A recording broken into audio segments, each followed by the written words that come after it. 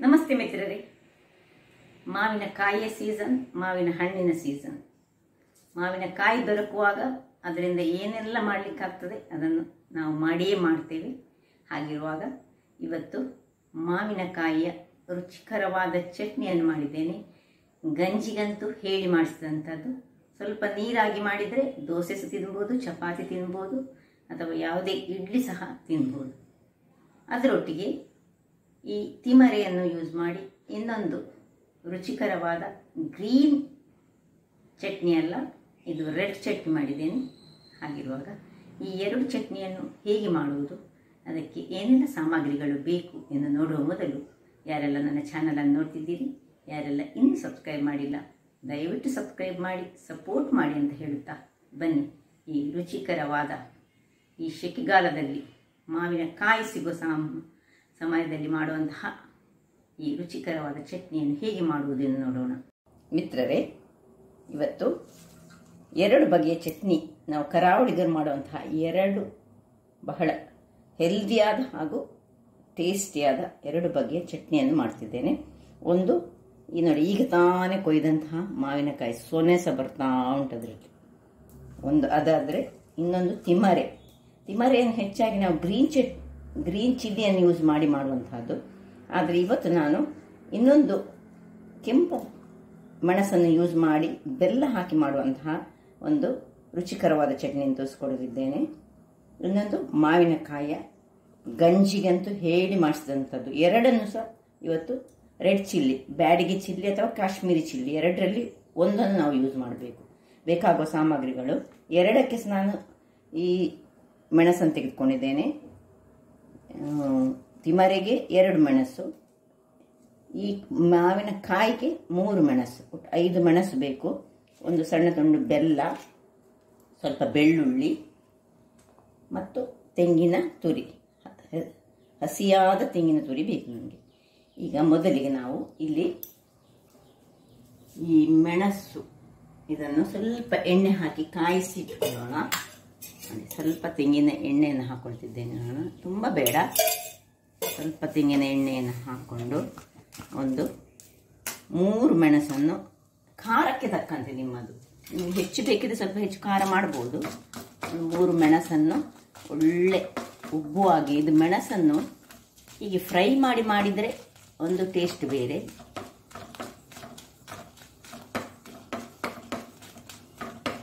ಇದೀಗ ಖಾಲಿ ನಾನು, ಅಥವಾ ಎರಡೂ ಇದಕ್ಕೆ ಸಹ ನಾವು ಒಟ್ಟಿಗೆ ಮಾಡ್ಬೋದು. ಎರಡಕ್ಕೆ ಸಹ ನಾವು ಕಾಯಿಸಿ ಮಾಡಿದಂತಹ ಮೆಣಸನ್ನು ಯೂಸ್ ಮಾಡ್ತಿದ್ದೇವೆ. ಇದು 3 ಮೆಣಸು ನಾವು ಮಾವಿನ ಕಾಯಿಯ ಚಟ್ನಿಗೋಸ್ಕರ ಮಾಡ್ತಿದ್ದೇನೆ. ನೋಡಿ, ಇಷ್ಟಾದಾಗ ಇದನ್ನು ತೆಗೆದುಕೊಳ್ತೇನೆ, ಇಲ್ಲಿ ಸೈಡಲ್ಲಿ ಇಟ್ಕೊಂಡು. ಇನ್ನು 2 ಮೆಣಸು ಬೇಕು ನಮಗೆ, ಇನ್ನು 2 ಮೆಣಸು. ಇದು ತಿಮರೆಗೆ ಸ್ವಲ್ಪ ಕಡಿಮೆಯ ಮೆಣಸು ಬೇಕು, ಹೆಚ್ಚು ಹಾಕುವುದು ಬೇಡ. ಇದನ್ನು ಸಹ ಹಾಗೆ ಚೆನ್ನಾಗಿ ಒಳ್ಳೆ ಫ್ರೈ ಆಗಬೇಕು. 3 ಮೆಣಸು ಬೇಕಿದ್ರೆ 3 ಹಾಕೊಳ್ಬೋದು, ನಿಮಗೆ ಬೇಕಿದ್ದದ್ದು ರೀತಿಯಲ್ಲಿ. ಸೊ ನೋಡಿ, ಆಯಿತು. ಇದಷ್ಟು ಆಗುವಾಗ ಇದನ್ನು ಆಫ್ ಮಾಡ್ಕೊಳ್ಳೋಣ. ಇಲ್ಲಿ ಮಾವಿನಕಾಯಿಯನ್ನು ನಾವು ಚೆನ್ನಾಗಿ ಕಟ್ ಮಾಡ್ಕೊಳ್ಳೋಣ.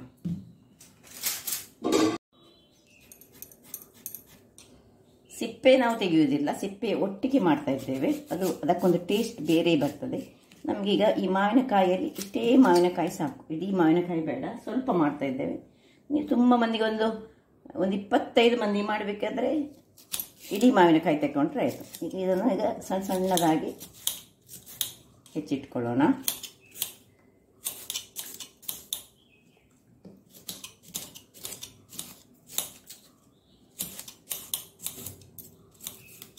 ಇನ್ನು ಏನಿಲ್ಲ, ಒಂದು ಮಿಕ್ಸಿ ಜಾರನ್ನು ತೆಗೆದುಕೊಳ್ಳೋದು. ಈ ಮಾವಿನಕಾಯಿ, ಇಲ್ಲಿ ಹುರಿದಿಟ್ಟಂತಹ 3 ಮೆಣಸು, ಹೀಗೆ ಪುಟ್ ಹೇಳ್ತದೆ. ಮೆಣಸನ್ನು ಹಾಗೆ ಫ್ರೈ ಮಾಡಿಕೊಳ್ಬೇಕು.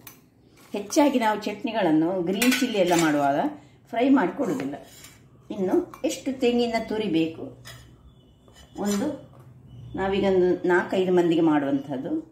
ಒಂದು ಕೈಯಲ್ಲಿ 2 ಮುಷ್ಟಿಯಷ್ಟು, ಅಂದರೆ ಅರ್ಧ ತೆಂಗಿನ ಗಡಿ, ಇಷ್ಟಕ್ಕೆ ಸ್ವಲ್ಪ ಬಿಸಿ ತಣ್ಣಗಾದ ನೀರನ್ನು ಹಾಕೊಳ್ತಿದ್ದೇನೆ ನಾನು. ಇದನ್ನು ಗ್ರೈಂಡ್ ಮಾಡಿ ತರ್ತೇನೆ. ವೀಕ್ಷಕರೇ, ಇಲ್ಲಿ ನೋಡಿ ಇಷ್ಟು ಮುಕ್ಕಾಲು ಗ್ರೈಂಡ್ ಆಗುವಾಗ ಒಂದು ಎಷ್ಟು ರುಚಿಗೆ ತಕ್ಕಷ್ಟು ಎಷ್ಟು ಉಪ್ಪು ಬೇಕು ಅಷ್ಟು ಉಪ್ಪನ್ನು ಹಾಕೊಳ್ತಿದ್ದೇನೆ. ಇವಾಗ ಪುನಃ ಗಟ್ಟಿಯಾಗಿ ಗ್ರೈಂಡ್ ಮಾಡಿ ತರ್ತೇನೆ. ವೀಕ್ಷಕರೇ ನೋಡಿ, ಈ ರೀತಿಯಾಗಿ ಗಟ್ಟಿಯಾಗಿ, ಇದು ನಾವು ಅನ್ನಕ್ಕೆ ಕಲಸಿ ತಿನ್ನುವಂಥದ್ದು, ಬಹಳ ರುಚಿಕರವಾಗಿ ಬರ್ತದೆ. ಸ್ವಲ್ಪ ನೀರು ಮಾಡಿದರೆ ನಾವು ಇದನ್ನು ದೋಸೆಯ ಯಾವುದು ಸಹ ತಿನ್ಬೋದು. ಯಾವ ಇದಕ್ಕೆ ಸಹ ಚಪಾತಿ ತಿನ್ನಲಿಕ್ಕೆ ಸಹ ಇದಾಗ್ತದೆ. ಅದರಿಂದಾಗಿ ಈ ಮಾವಿನಕಾಯಿಯ ಸೀಸನ್ನಲ್ಲಿ ನಾವು ಮಾವಿನಕಾಯಿಯ ಇಂಥದ್ದನ್ನು ಮಾಡಿಕೊಳ್ಳೇಬೇಕು. ಬೇಕಿದ್ರೆ ಇದಕ್ಕೆ ಸ್ವಲ್ಪ ನೀರನ್ನು ಹಾಕೊಳ್ಳೋಣ. ಮತ್ತು ಇಲ್ಲಿ ಬಿಸಿ ತಣ್ಣಗಾದ ನೀರನ್ನು ಹಾಕೊಂಡೇ ಯೂಸ್ ಮಾಡಿಕೊಳ್ಬೇಕು. ಇದಕ್ಕೊಂದು ಒಳ್ಳೆಯ ಒಗ್ಗರಣೆ ಸಹ ಬೇಕು ನಮಗೆ.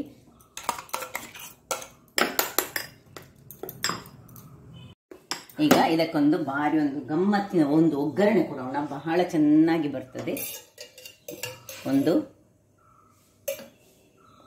2 ಚಮಚದಷ್ಟು ತೆಂಗಿನ ಎಣ್ಣೆ, ಟೀ ಸ್ಪೂನ್ಸ್, ತುಂಬ ಬೇಡ ಎಣ್ಣೆ ಬಿಸಿ ಆಗುವಾಗ 1 ಚಮಚದಷ್ಟು ಸಾಸಿವೆ, 1 ಗುದ್ದಿಟ್ಟ ಬೆಳ್ಳುಳ್ಳಿ,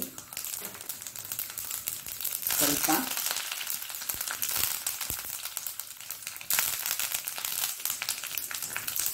ಹಾಕ್ಕೊಂಡು ಸಾಕು. ಇಷ್ಟು ಇಲ್ಲಿ ಬೇಕಿದ್ರೆ ನಿಮಗೆ ಹಿಂಗು ಬೇಕಿದ್ರೆ ಹಿಂಗನ್ನು ಯೂಸ್ ಮಾಡ್ಕೊಳ್ಬೋದು. ನಾನು ಮಾಡ್ತಾ ಇಲ್ಲ, ಆಫ್ ಮಾಡಿಕೊಂಡು ನನಗೆ ಶಿಫ್ಟ್ ಮಾಡ್ಕೊಳ್ಳೋಣ.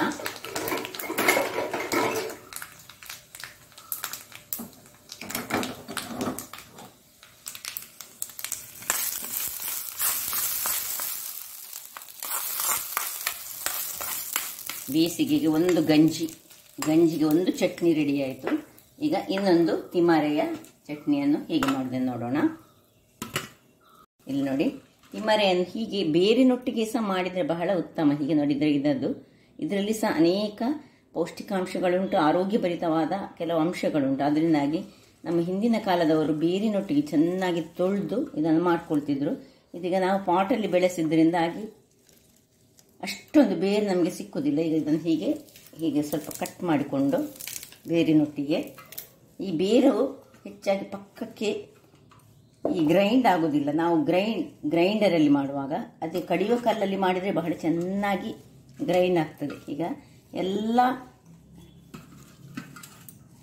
ಎಲೆಗಳನ್ನು ಹಾಕ್ಕೊಳ್ತಿದ್ದೇನೆ. 1 ಮುಷ್ಟಿಯಷ್ಟು ಎಲೆ ನಮಗೆ ಬೇಕು, ಮತ್ತು 2 ಮುಷ್ಟಿಯಷ್ಟು ತೆಂಗಿನ ತುರಿ ಬೇಕಾಗ್ತದೆ. ಈಗ ನೋಡಿ, ಇಲ್ಲಿ ತೆಂಗಿನ ತುರಿಯನ್ನು ಹಾಕ್ಕೊಳ್ತಿದ್ದೇನೆ ಇದಕ್ಕೆ.